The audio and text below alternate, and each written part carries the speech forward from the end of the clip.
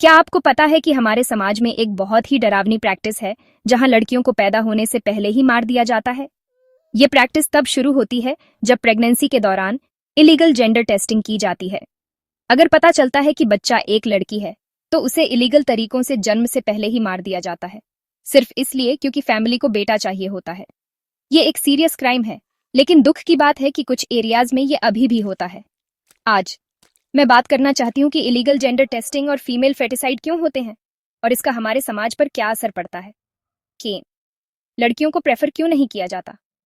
हमारे समाज में एक माइंडसेट है कि बेटों का फैमिली के लिए होना जरूरी है। बेटों को फैमिली का नाम और इज्जत आगे बढ़ाने वाला माना जाता है, जबकि बेटियों को शादी के बाद चले जाने वाला समझा जाता है। इस सोच की वजह से एक लड़की के जन्म को शर्मनाक और बोझ माना जाता है और लड़कियों के खिलाफ डिस्क्रिमिनेशन शुरू हो जाता है। 2. इलीगल जेंडर टेस्टिंग और अबॉर्शन। प्रेगनेंसी के दौरान अगर इलीगल जेंडर टेस्टिंग से प्रूव होता है कि ये एक लड़की है तो उसे इलीगल अबॉर्शन के थ्रू मार दिया जाता है। ये एक एक्सट्रीमली डेंजरस प्रैक्टिस है जो न केवल एक लड़की की लाइफ खत्म करती है बल्कि माँ की जान को भी खतरे में डालती है। इस इलीगल प्रोसेस का एक ही गोल है, बेटे की चाहत।